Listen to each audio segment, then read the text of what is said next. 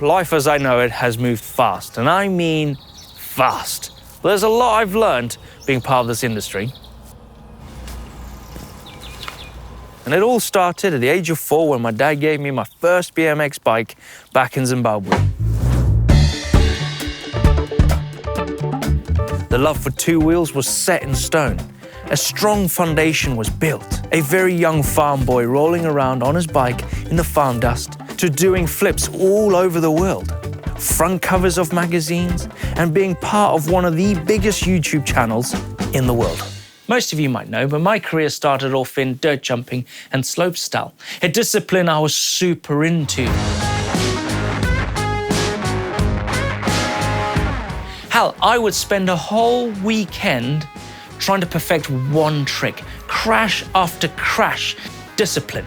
This pursuit to be the best I could ever be by throwing my body and bike around was a strong addiction, a passionate addiction, an obsession that pretty much took 13 years of my life. One of the most important lessons I took away from dirt jumping was that, in my eyes, I was preaching to the converted, which was a turning point in my career where I thought, no, man, I need to broaden my horizons. So I started looking at freeride, downhill, and cross-country to broaden my horizons in the mountain biking world, but more so on video media.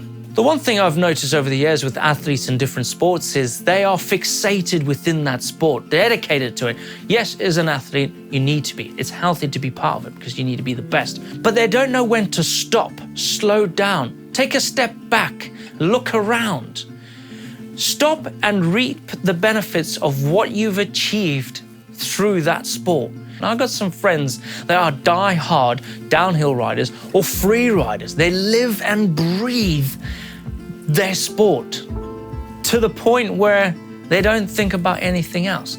Now, the question they ask me is, what are you doing, dude? And the answer I give them is, dude, I'm gonna go bikepacking, or I'm gonna go climb Alpe d'Huez on a road bike, or I'm gonna go and ride downhill on a hardtail. All of this with an answer that comes back from them, dude, you're crazy. You've changed. You're a sellout. No, I'm not. I'm broadening my horizon on what mountain biking in general can offer me, because I don't want to be fixated on just dirt jumping and slopestyle. I want to know what else this beautiful sport can offer me. Now, a very good friend of mine, Sam Reynolds, we actually started our career in dirt jumping at exactly the same time. We signed to DMR Bikes for dirt jumping at the very same time. And he is someone who is exploring new horizons, and I managed to catch up with him and ask him a few questions. Hey, Sam, thanks very much for jumping on, dude. It's much appreciated. Yeah, no worries. I'm going to have to go in a minute. Got to go do some kids' dinner. Oh, see, exactly. That's the thing. Change, mate. Change is what's happened right now. Didn't have to do this 5-10 years ago, did we? We didn't. We were just hyped on life and just running around. Yeah. So to cut to the questions quick, what was it like for you stopping dirt jumping? Because for me, it was like a dead stop. I was like doing something completely different. Well, I'm going to say I actually never stopped dirt jumping because I still dirt jump right now, actually. I build jumps in the garden and love riding dirt jumps all the time. But I don't really do it that professionally. I do it professionally, but I don't compete anymore. I guess that's what you mean on the world tour, like on the FMB. So yeah, I did FMB for 8-9 years, something like that. So yeah, it was part of, well, what gave me my professionalism in mountain biking. So I absolutely loved it, but it kind of ran its course, you know? Yeah. I remember my last slopestyle event was Rotorua 2016.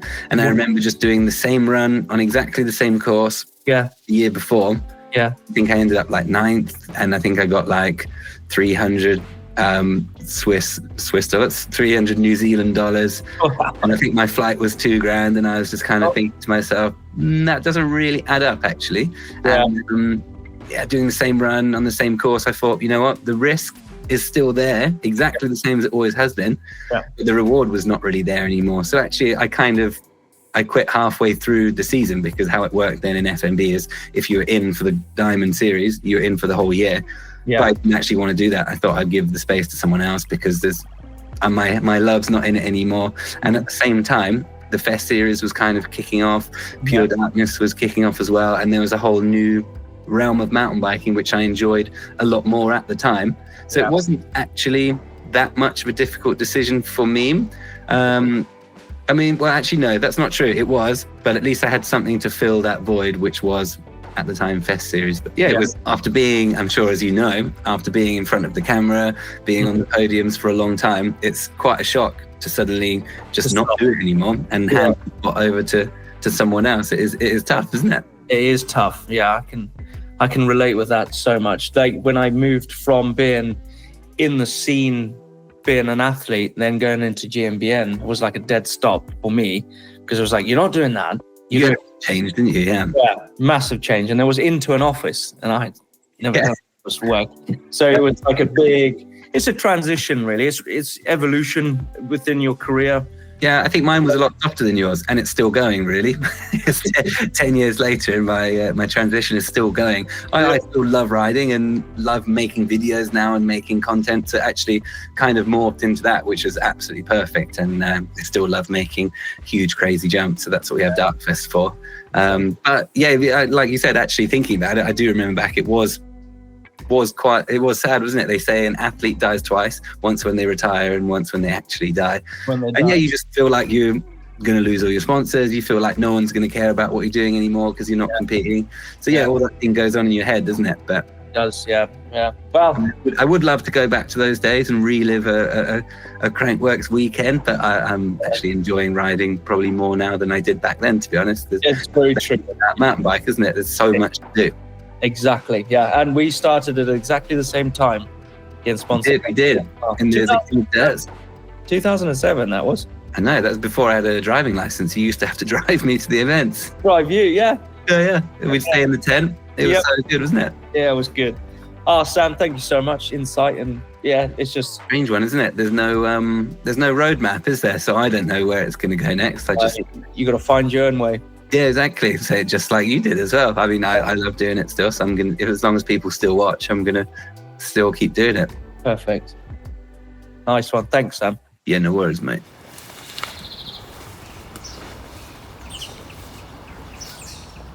I love the great outdoors. Being brought up on a farm in Africa to going on family holidays was the norm. It was something that we did on a regular occasion. And that's something that stuck with me. And I don't think it'll ever leave. So we're gonna chuck some steaks on the bra. We're gonna have a few bottles of soda, okay? Yeah, cool, man. Mountain biking is more than flowing through a set of dirt jumps, or nailing the biggest trick, or going flat out down a trail. To be honest, I bloody love going fast down a trail. There's no denying that, and that's not gonna stop. But there's more to all of that, and it's about where my bike can take me now. It's about the adventures, the experience, the people you meet along the way. It's one thing I've fallen in love with, and that is bike packing. I love heading out there on solo missions, being on my own, filming them, getting experience from what it's like to be isolated with no one around but the stuff that's on my bike.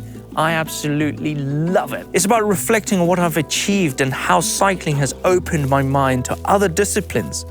But it's not all about chilling and going slow. I've actually loved pushing my endurance boundaries. I've gone as far as doing a multi-day stage race like the Swiss Epic, the Andes Pacifico, an endurance race, and seeing how hard I can push a hardtail by racing the Mega Avalanche. The Mega Avalanche was a tough asking for me. Physically, it was an endurance, and that's what it's all about. It's about the experiences that I have gained from just looking out of the little bubble of dirt jumping, experiencing other venues of cycling. No going back now, man. The one thing that's always been with me and has been in the back of my mind is the urge to build, create, design, and make stuff. Now, this all stemmed from the old TV show, The A-Team, where they build and then blew stuff up. Apart from blowing stuff up, which I kind of did when I was younger, apart from that, the one thing was the making stuff, which was the spark. Now, I do love building, making, and challenging myself with a few things. From building a hardtail in my garage with no knowledge whatsoever to trying to build a full suspension mountain bike in my garage. That sense of working away in my little garage, creating a dream or making my dreams come true over hours of hard work, it is something I've loved doing, and it's a way to look back to see what I've learned through my career or what I learned at college and CAD studies. With all these experiences come a few dark bits, and that's inevitable. You got crashes, you got injuries, but you have to crash to learn from your mistakes. And that old saying, crack a few eggs, make an omelette. Crash a few times to perfect the trick. But Olly Wilkins, he's a really good friend of mine, and he's been there since the beginning of my career when I first signed to DMR. Now, he has had a few crashes, so I thought I'd ask him a few questions on how he deals with crashes and injuries in particular, because he's had a fair few, like I said. Hey, how's it going, Ollie? Long time no speak to you. Oh, it's good, thanks. How are you? Very good, mate. Very good. What's cracking? Well, I'm in between rides at the moment. I've been out for my morning ride, and then I'm going to go for my afternoon ride. And I've just slipped in a nice little call with you because you scheduled it like a professional. I'd like a professional because I thought, hey, you live so far away from me. I thought I can't really pop over to your house. Too far. No. Too far. Yeah. So, hey, the questions I've got, right, is you've had a few injuries. I've had a few injuries, and I'm going through an injury right now. Now, how do you deal with your recovery? Like, what goes through your mind? Do you know what? I always feel immediately very sorry for myself. I think probably anyone who's had an injury probably has the same thing. I feel sorry for myself. I feel arguably a little bit lonely because a lot of my friends are bike riders and I only see them when I'm riding bikes. Yeah. And I feel like probably it won't be the same when I get back. I think they're all natural things to feel like it's all changed. And then gradually, as time goes on and I reach the bottom of Netflix, the Rocky theme music starts. Okay. You know what I mean? Yes, I do, yeah. And then I start... Okay, so honestly, all of that silliness aside, I actually think that without going through injuries, you don't have a chance to sort of like get any perspective. And really, I've worked out that I really like biking, probably through injuries more than successes. The one thing you learn with mountain biking, especially with doing stunts, is that you learn to take failure as a positive. Dude, definitely. The other cool thing for me that I've found over the years is that like I've managed to broaden the things that I like. So I started off, as did you, with just like doing backflips, 360s, tail whips, and obviously learning all of those in the era before foam pits.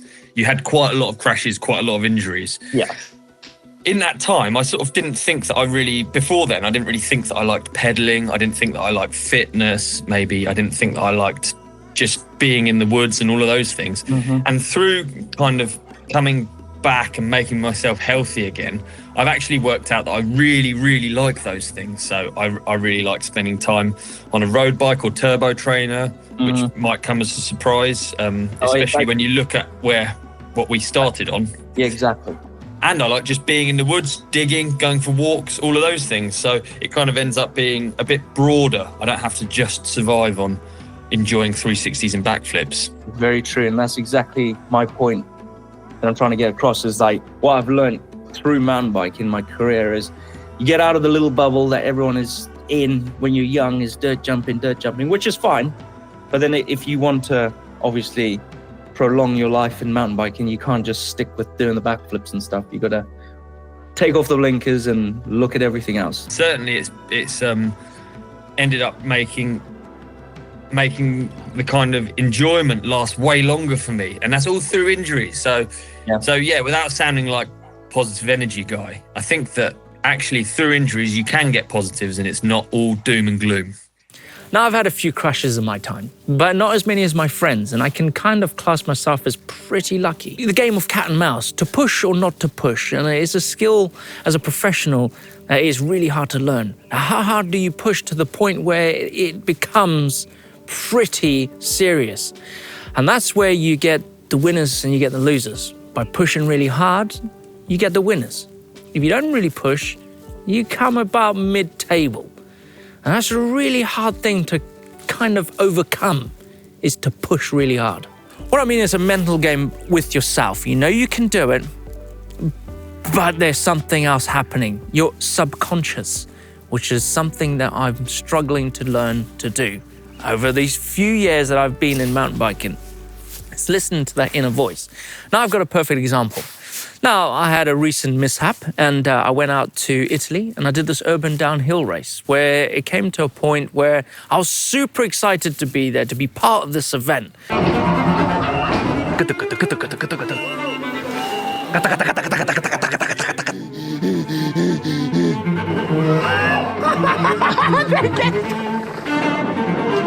But there was one obstacle in particular that racked my brains. It's super easy. Yeah, it's easy, yeah. And in the end of the day, I crashed like this.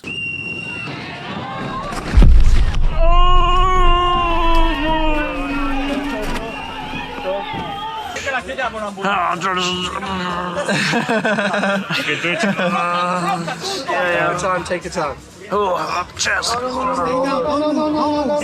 This is an event I've done before in Valparaiso in Chile, but this time it was in Europe in the city of Genova. The course was fast, tight, and some of the obstacles were questionable. It was a shark fin drop to the left. It was one obstacle I did not like the look of. It just didn't look right in my eyes. But being me and having a few very good riders around me, I said, to hell with it.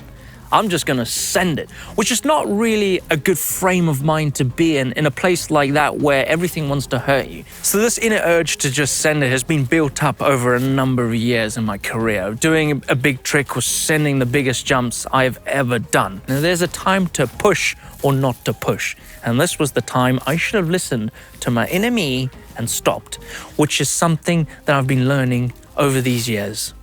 And it was a harsh lesson. I ended up with concussion. I broke my collarbone, which is still broken, and I came out with 8 broken ribs, and I flew back 2 days later. Now, this feeling, this mentality of just sending it was probably rebooted more so prior this event, where I was out in Utah doing a documentary on Red Bull Rampage, following Tom Eisted, and I was following Tom Eisted down this trail called King Kong, and I probably had the biggest crash of my career.